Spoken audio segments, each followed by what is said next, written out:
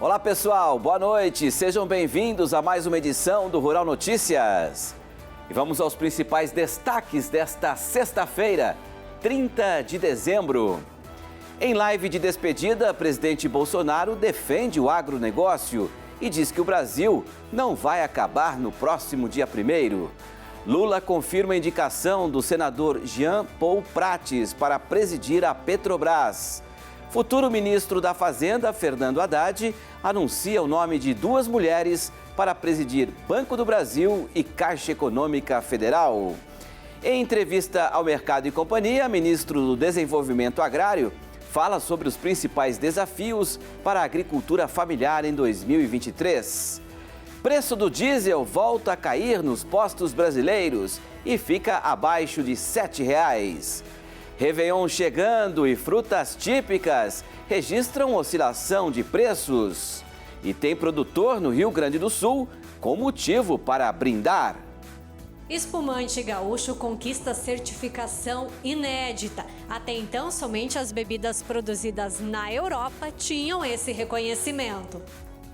Na previsão do tempo, passagem de um ciclone extratropical forma instabilidade e ajuda na recuperação da umidade do solo em Mato Grosso do Sul.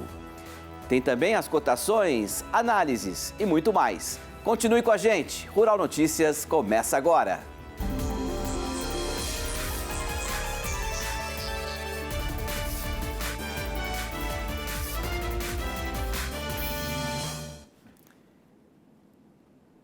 Em entrevista ao Mercado e Companhia de hoje, o ministro do Desenvolvimento Agrário, o deputado Paulo Teixeira, admitiu que vai ter um dos orçamentos mais baixos da história, mas que vai conversar com o presidente Lula, com o ministro da Fazenda, Fernando Haddad, e também com o presidente do BNDES, Aloysio Mercadante, para que a sua pasta receba mais verbas. Ele destacou a importância em investir em programas destinados à agricultura familiar, como, por exemplo, o PAA, Programa de Aquisição de Alimentos. Esse programa eu acho que é fundamental, né? Evidentemente que nós estamos recebendo um orçamento do Congresso Nacional, mas nós teremos que ver o que é possível fazer e aqui esse programa receberá, na minha opinião, se tiver condições econômicas, ele receberá um grande esforço. Por quê? Porque qual é o mote do presidente da República? Qual que é a maior preocupação do presidente Lula? O presidente Lula quer que nenhum brasileiro passe fome. Ele quer que todos tenham, no mínimo, um café da manhã, um almoço e um jantar. E eu acho que o PAA ele é o instrumento para que isso ocorra. E por isso nós vamos fazer um enorme esforço no diálogo do presidente Lula com o ministro Mercadante, para que o PAA possa sofrer, a ministra Tebet, Simone Tebet, para que o PAA possa sofrer um fortalecimento. E, assim, com o seu fortalecimento, ele possa levar comida na mesa dos agricultores, do povo brasileiro, levar comida à mesa do povo brasileiro e, por sua vez, chegar o dinheiro para o capital de giro, para o investimento do agricultor. Certamente, o nosso maior desafio é aumentar a produção de alimentos no Brasil para o mercado interno e para as pessoas que estão vivendo insegurança alimentar. Esse é o maior desafio. Junto a esse desafio é modernizar ainda mais a agricultura familiar, né? Todo agricultor familiar quer ter internet na sua propriedade, quer ter luz, quer ter estrada, quer ter água, moradia, educação no campo. Então, acho que esses são os 2 pilares, né?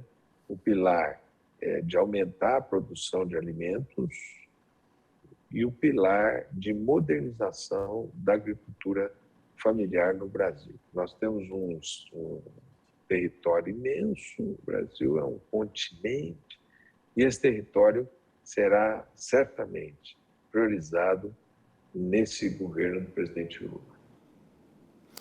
Depois de semanas longe das transmissões ao vivo, o presidente Jair Bolsonaro fez uma live hoje para comentar o seu mandato, que termina amanhã. A repórter Paloma Santos traz os detalhes desse último pronunciamento às vésperas da posse de Lula. Cerca de 1 milhão de pessoas acompanharam em tempo real a transmissão, que foi veiculada em várias plataformas nas redes sociais e durou 52 minutos. O presidente Jair Bolsonaro abriu a transmissão dizendo que nada justifica o ato terrorista em Brasília, quando um homem plantou um explosivo em um caminhão de combustíveis perto do aeroporto da capital federal. Bolsonaro fez um balanço dos 4 anos em que esteve à frente do governo e comentou a situação política do país. Na lista de feitos do seu mandato, entre outras ações, ele destacou a privatização da Eletrobras e o controle da inflação por meio da redução dos preços dos combustíveis. O presidente aproveitou a oportunidade para criticar o novo governo pelo pedido de descontinuidade da desoneração do ICMS, o que, segundo Bolsonaro, vai aumentar o preço dos combustíveis e provocar o aumento da inflação. No que diz respeito ao agronegócio, ele destacou a questão do porte de armas no campo e citou também a questão das invasões de terras pelo movimento dos sem terra, o MST. Como é que pode um homem do campo lá ficar sem uma arma para se defender, meu Deus do céu? E por vezes também na cidade. Agora, quando algum CAC faz uma besteira, se o mundo cai a cabeça sobre os nossos decretos, sobre os CACs. Temos na ordem de 1 milhão de CACs pelo Brasil. Foi algo que marcou a questão da segurança, diminuiu a violência no Brasil. O nosso apoio ao agronegócio é muito o que fala aqui, mas o agro abate recorde, também por iniciativa deles, né, pela vontade, pela maneira como eles se dedicam à questão do agro, se aperfeiçoando, se modernizando. O agro é praticamente independente hoje em dia, precisava apenas de um governo que não atrapalhasse, nós não atrapalhamos. Olha a questão do MST, raras foram invasões de terra no meu governo, agora já estão botando as manguinhas de fora, né? O presidente também fez questão de dizer várias vezes que não tem participação nas manifestações populares e também nos acampamentos montados em frente aos QGs do Exército. Ele disse que essas manifestações não têm liderança e que foi a própria população que se mobilizou insatisfeita com o resultado das urnas e que foi um movimento legítimo e não antidemocrático, como foi chamada, segundo ele, por figuras públicas e também pela imprensa. Ao fim da transmissão, Bolsonaro destacou a importância do agro para o país e citou a questão dos fertilizantes. Vamos lá negociar, antes da guerra com o presidente Putin, a questão dos fertilizantes. Se não tivesse feito isso, poderia, né, coisa que ia acontecer, não termos o devido fornecimento de fertilizantes para nós. Mas se você abrir mão disso, vai faltar comida no mundo. Nós alimentamos mais de 1 bilhão de pessoas ao redor do mundo. Íamos ter problema de alimento no Brasil. Os preços iam para o espaço. Poderíamos estar vivendo fome aqui agora. E não ia ter auxílio emergencial, Bolsa Família, Auxílio Brasil, que desse conta do recado. Após o discurso, Bolsonaro viajou para os Estados Unidos e não irá passar a faixa presidencial para Lula no domingo. Enquanto isso, aqui em Brasília, já está sendo finalizada a montagem da estrutura para a cerimônia de posse e também para o festival preparado pelo Partido dos Trabalhadores, com shows e atrações culturais. No total, serão 18 horas de evento, com início às 10 horas da manhã. São esperadas mais de 300 mil pessoas. Às 14h20, o presidente eleito vai desfilar de carro pela esplanada dos ministérios e às 15 horas segue para a cerimônia de posse presidencial no Congresso Nacional. Todo o efetivo da Polícia Militar do DF, do Corpo de Bombeiros e também das Polícias Federal e Rodoviária Federal vai estar mobilizado para fazer a segurança do evento. Para você ter uma ideia, só a PMDF convocou um efetivo com cerca de 8 mil integrantes. O futuro ministro da Fazenda, Fernando Haddad, anunciou no fim da manhã desta sexta-feira 2 mulheres para comandarem o Banco do Brasil e a Caixa Econômica Federal. Para o Banco do Brasil foi escolhida Tarciana Medeiros e para a Caixa, Rita Serrano. Será a primeira vez que uma mulher assumirá a presidência do Banco do Brasil. Tarciana tem 22 anos de casa e, portanto, carrega muita experiência em suas atividades. Rita Serrano é graduada em História e Estudos Sociais e possui mestrado em Administração e especialização em Governança para Conselheiros de Administração. Está na Caixa desde 1989, portanto, 33 anos.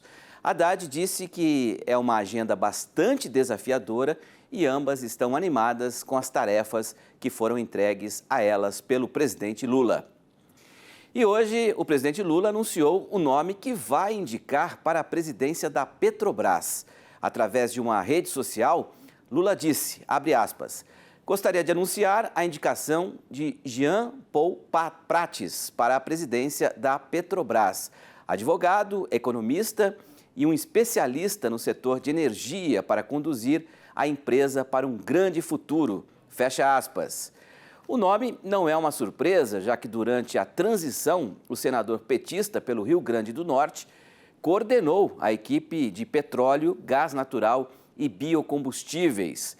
Prates era o responsável por dar declarações sobre o futuro da Petrobras. E após essa publicação de Lula, Jean Paul Prates agradeceu ao presidente eleito através de publicação no Twitter e disse que se sente honrado com a escolha. Prates também afirmou que, após a posse do novo governo, ele vai ter pela frente um processo burocrático estabelecido pela legislação e pelos sistemas de governança da Petrobras.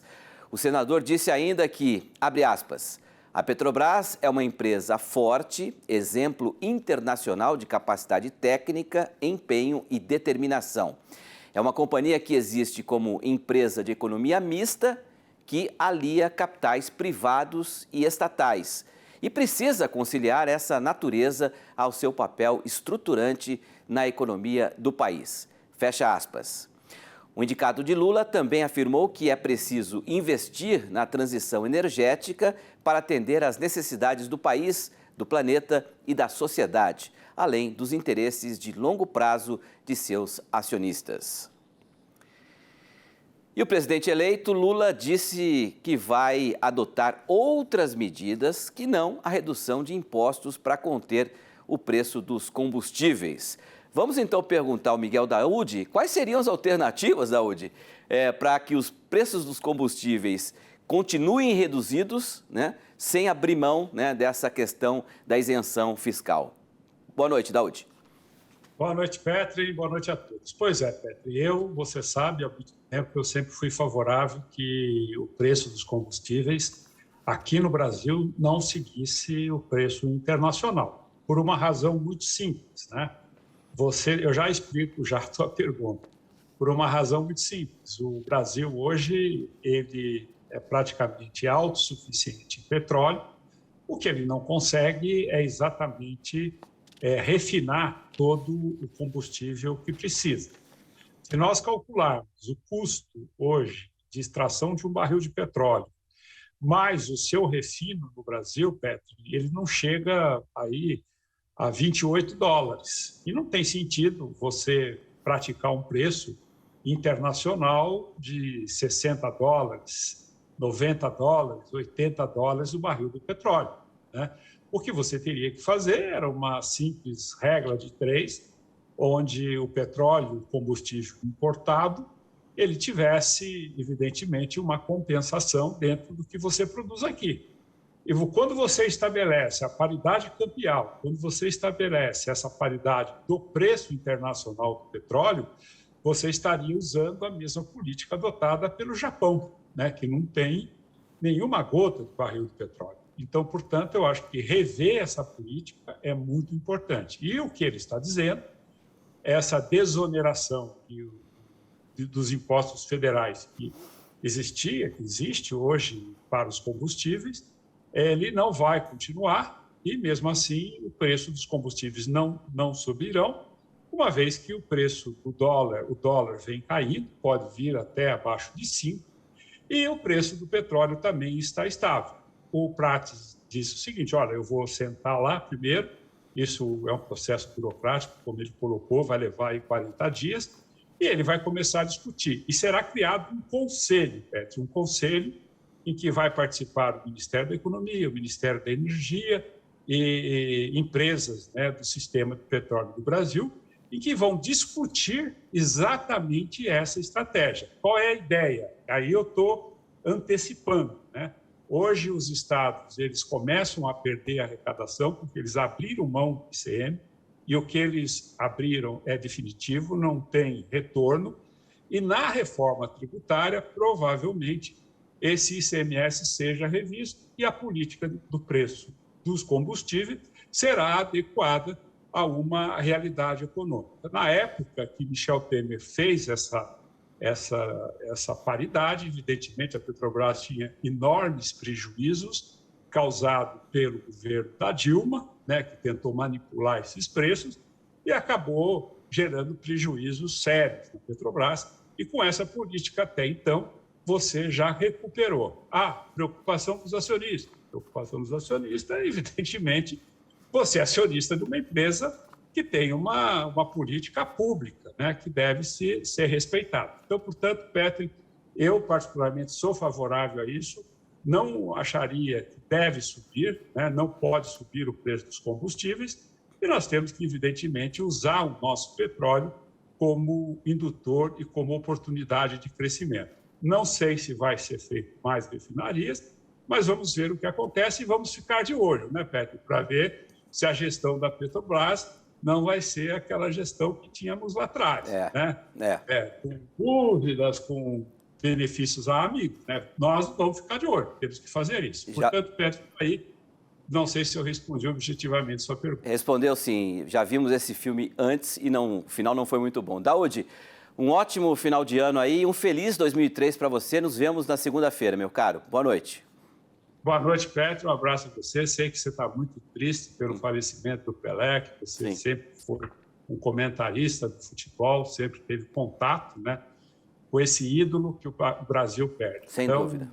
Sem dúvida nenhuma, terminamos esse ano com muita tristeza em decorrência do falecimento do nosso grande ídolo Pelé, que sempre derrotou o meu querido time Corinthians, né? Sem dúvida. Terrível. Feliz 2023. Um abraço, Daúde. Até segunda. Obrigado.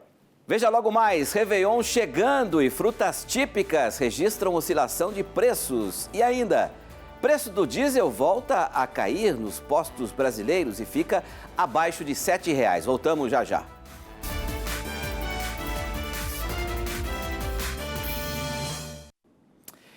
Para quem não abre mão de compor a mesa no Réveillon com as frutas típicas dessa época, o jeito é pesquisar bastante e aproveitar as variedades que estão mais em conta. Vamos conferir na reportagem da Flávia Macedo. A Companhia de Entrepostos e Armazéns Gerais de São Paulo registrou vendas abaixo da média essa semana. O Luiz, que é produtor rural de 320 hectares entre Bahia e São Paulo e comerciante de frutas na CEAGESP, conta que o movimento foi maior no Natal. Se a semana do Natal for muito boa, geralmente a semana do Ano Novo ela vende menos e vice-versa, né?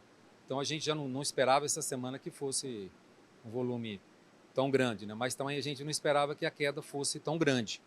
Então ela teve uma queda bem acentuada, acima do que a gente esperava essa semana. No box do Luiz, o maracujá teve alta de 30%, mas com a baixa procura o preço deve cair nos próximos dias. Já a manga está com queda de 20%. Até meados de outubro a gente vendeu bem. Então o produtor teve um ganho relativo e a gente também aqui como comerciante. Agora final de novembro e dezembro, ela está com preço bem abaixo do esperado e hoje pode-se dizer que ela não paga o custo de produção. Já no Mercadão, ponto turístico da capital, o movimento é grande. A semana do Ano Novo para a gente é um pouco melhor que o Natal, porque o pessoal compra mais para enfeitar e reúne mais pessoas em casa, o pessoal viaja, então já vem comprar essa semana e já leva tudo já para o Ano Novo e para a primeira semana de janeiro. O Carlos é mineiro e veio visitar a família para passar a virada de ano. Durante o passeio, uma fruta chamou a atenção. Me apresentaram a tâmara com morango e muito doce, assim, é tipo brigadeiro com morango. É uma coisa que no nosso estado não tem, lá em Minas. Não conhecia ainda? Não conhecia. E aí, gostou? Vai levar para casa, vai levar para a família no final de ano? Família experimentar, muito bom. As bancas são coloridas e cheias de opções, mas tem que apertar o bolso. Algumas frutas mantiveram praticamente o mesmo valor quando a gente compara com dezembro de 2021. É o caso da cereja chilena graúda, que nesta banca está custando R$ 89,00 o quilo. Mas outras frutas, o cenário é bem diferente. No caso da uva e também, por exemplo, o morango, os valores estão cerca de 20% mais caros. As frutas secas, típicas para compor a mesa na festa de Réveillon, também registraram oscilação de preço, comparando dezembro de 2021 com o mesmo mês de 2022. A ameixa, por exemplo, subiu 55%. O damasco teve alta de 50%. Já as castanhas caíram. Nozes com casca está custando 45% menos. A castanha do Pará, baixa de 15%. E a de caju, redução de 12%. O jeito é pechinchar. Pedir desconto para eles, experimentar as frutas e escolher os melhores, né? O melhor preço para a gente. A gente está indo de banquinha em banquinha para pegar o melhor preço.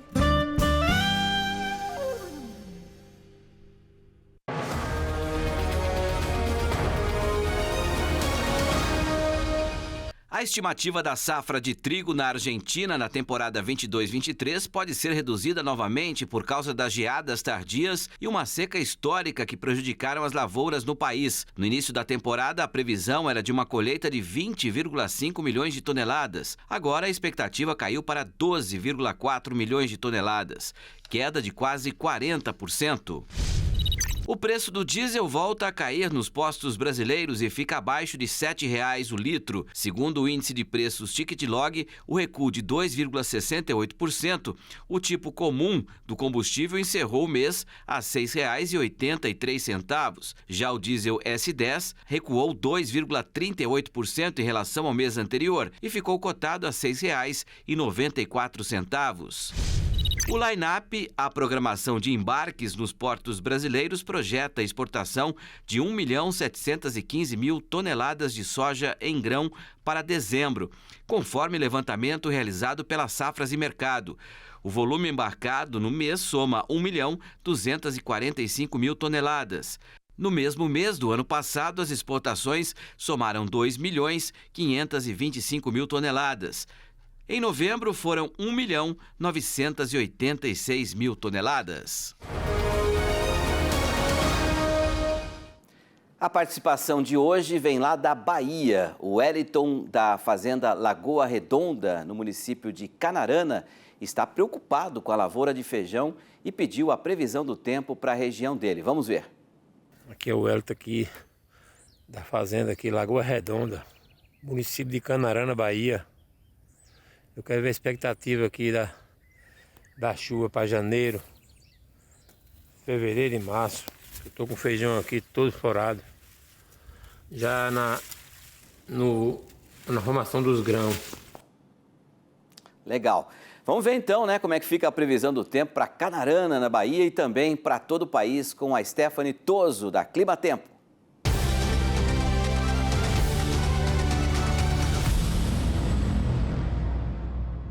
A falta de água no solo ainda preocupa os produtores dos estados de Mato Grosso do Sul e também do estado gaúcho. O calor, as altas temperaturas têm sido destaque. Expectativa agora de uma notícia positiva. Com a passagem de um ciclone extratropical, tem formação de instabilidade, o que vai ajudar na reposição da água no solo, principalmente em Mato Grosso do Sul. A partir do domingo também tem frente fria se aproximando da costa da região sul, favorecendo o aumento das nuvens carregadas em todo o estado gaúcho, que ainda precisa de água, principalmente nas áreas produtoras de soja e também de milho da região.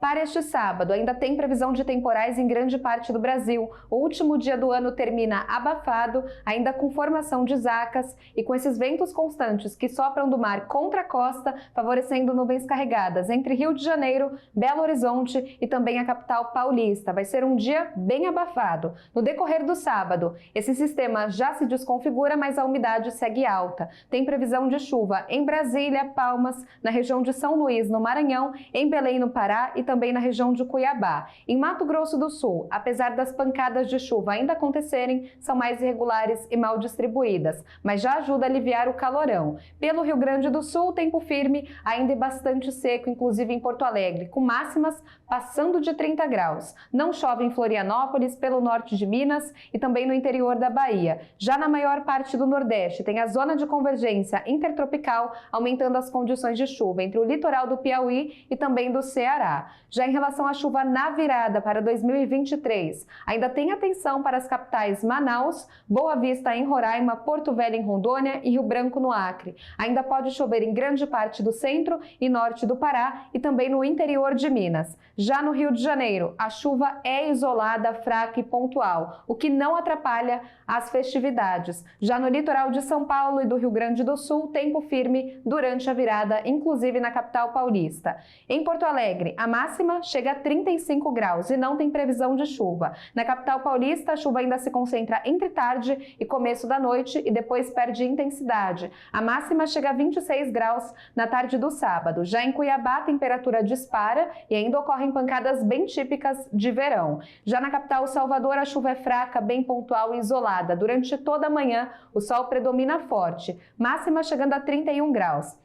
Região de Dourados, com muito calor, máxima chegando a 36. E em Vilhena, no estado de Rondônia, a máxima chega a 29 graus. Ainda tem previsão de chuva durante a virada para o domingo. Já nos próximos dias, acumulados altos entre Minas, Rio de Janeiro e também o extremo norte de São Paulo, variando de 50 a 100 milímetros nessas áreas, por causa da formação de novas instabilidades. Primeira semana de janeiro, com chuva irregular em Mato Grosso do Sul e também no estado gaúcho, onde os acumulados não passam nem de 15 milímetros. Já nos próximos dias, entre os dias 5 e 9 do mês de janeiro, tem chuva ganhando intensidade de novo no sul de Minas e também de Goiás, onde os acumulados são expressivos e o risco de transtornos aumenta.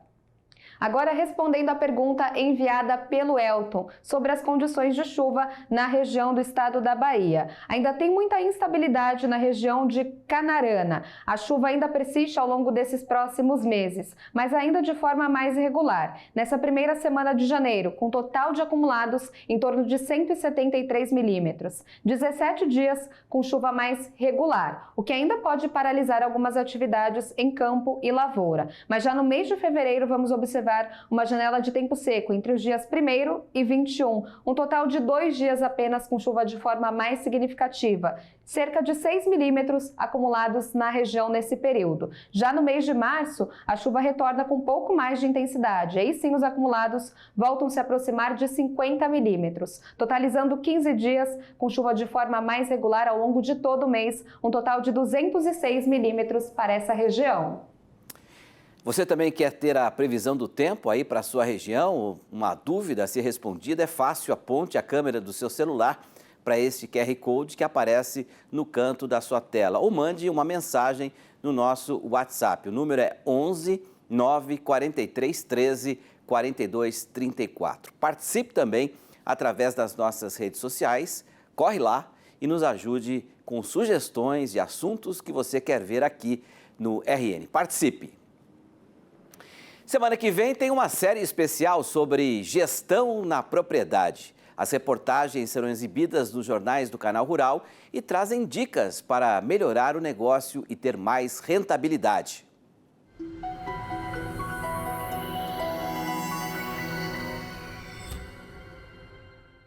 Se você é produtor rural ou pecuarista, provavelmente passa algumas horas do dia pensando em como melhorar o seu negócio. E a gente sabe, os desafios são muitos. Tem as condições climáticas, que às vezes pega de surpresa, tem a alta nos preços de insumos, oscilação na hora da comercialização e por aí vai. Nossa equipe foi em busca de modelos de negócios, dicas de gestão e ferramentas que possam impulsionar a produção e trazer mais rentabilidade. Visitamos fazenda de grãos, incluindo café, tem também o cultivo de hortaliças, criação de matrizes e touros para carne de qualidade e ainda a pecuária leiteira com vacas altamente produtivas. Bom, já deu para ver que tem muito material para ajudar você a ter uma gestão para o futuro. Então temos um encontro marcado a partir de semana que vem, segunda-feira, no Mercado e Companhia e também no Rural Notícias. Até lá! Tchau, tchau! No próximo bloco, você vai ver que tem produtor no Rio Grande do Sul com motivo para brindar. Espumante gaúcho conquista certificação inédita. Até então, somente as bebidas produzidas na Europa tinham esse reconhecimento.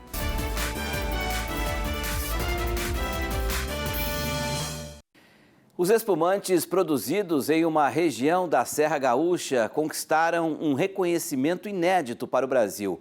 Antes, apenas as bebidas produzidas na Europa eram atestadas como únicas no mundo.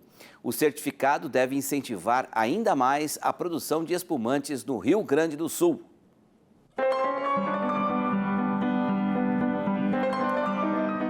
As borbulhas desta bebida foram descobertas pela primeira vez no século XVI na França. E no Brasil, o primeiro espumante foi feito em 1913 na Serra Gaúcha. E este aqui é bem gaúcho mesmo. Sai desses parreirais em Pinto Bandeira. O Daniel comanda a vinícola que tem 4 décadas e recentemente conquistou a denominação de origem para os espumantes. Um trabalho que levou 10 anos. Então esse processo se iniciou lá atrás e as adequações foram feitas. Nesse momento nós temos vários produtos de safras antigas já aptos a receber o selo da DO. No entanto, o nosso trabalho agora é enviar toda a documentação para o Conselho Regulador para que ele possa analisar, além de finalizar com uma degustação de aprovação para que esses produtos possam ir imediatamente para o mercado.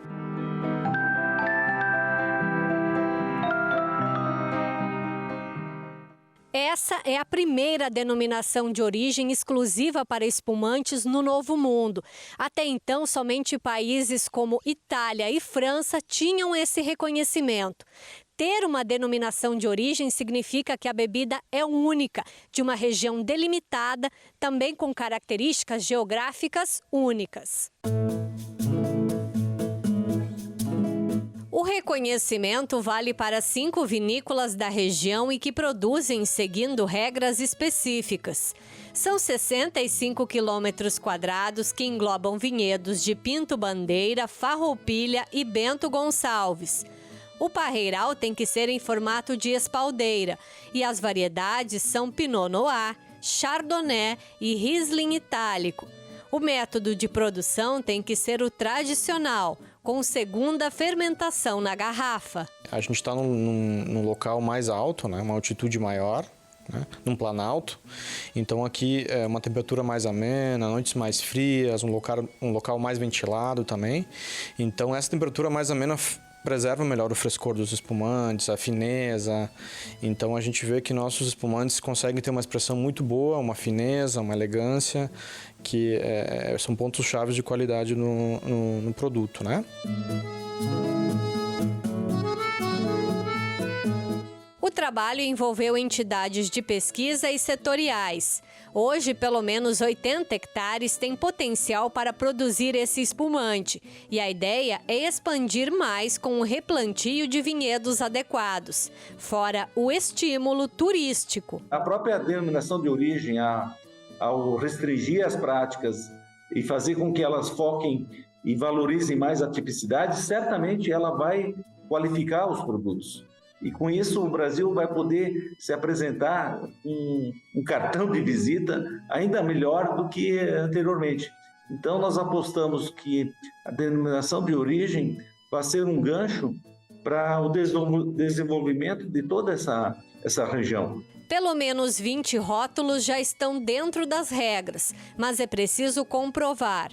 A expectativa é que nesta safra sejam 300 mil garrafas produzidas. Sabor daqui que deve valorizar ainda mais. Porque o ponto de colheita da nossa uva aqui, quando a gente fala em equilíbrio entre acidez e açúcar, que são 2 fatores determinantes para a produção do bom espumante, seja a safra maior ou menor, esse ponto de colheita em Pinto Bandeira é perfeito. Então isso que faz de Pinto Bandeira uma região especial para a produção de espumantes.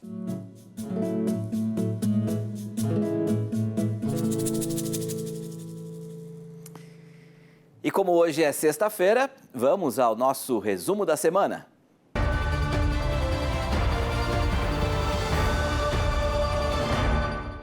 Congresso Nacional aprova a Lei Orçamentária de 2023 e garante a manutenção do Auxílio Brasil em R$ 600 e estabelece salário mínimo de R$ 1.320.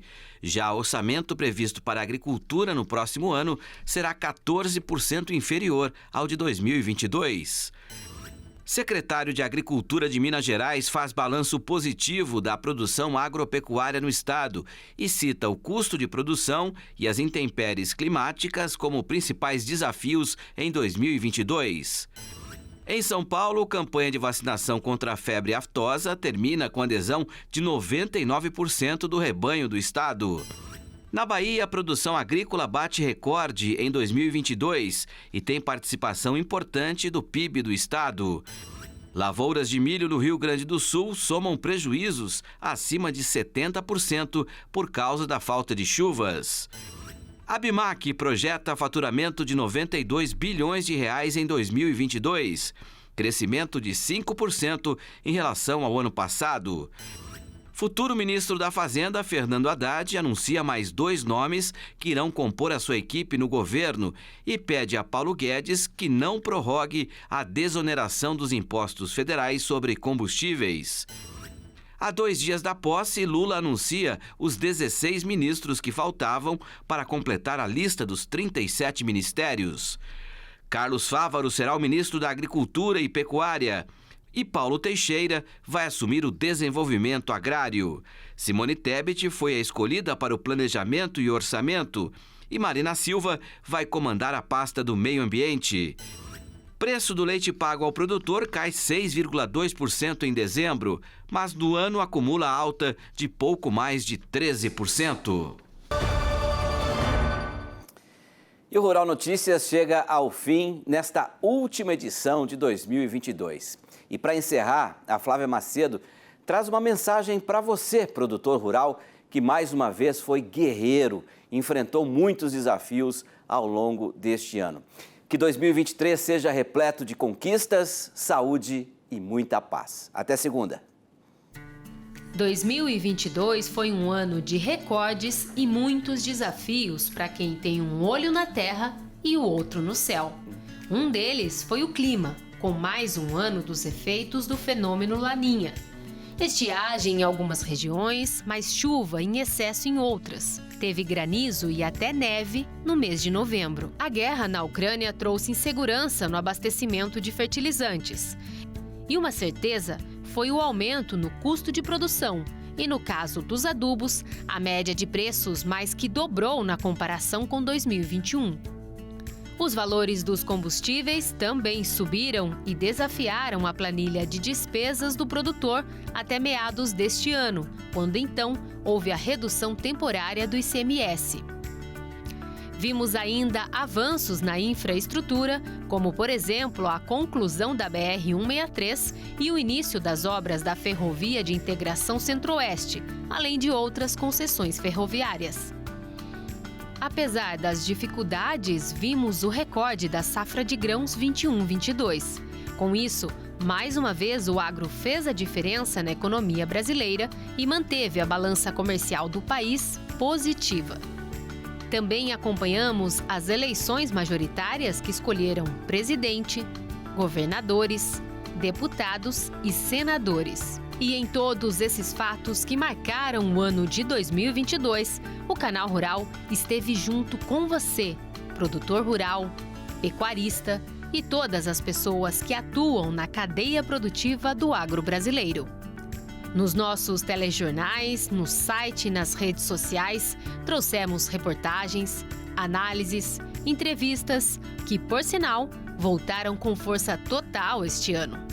E em 2023, seguiremos juntos nessa missão que tanto nos orgulha, que é trazer a melhor informação e sermos relevantes para você, que faz parte da nossa audiência diária e tem o trabalho tão nobre de alimentar o país e quase 1 bilhão de pessoas em todo o planeta.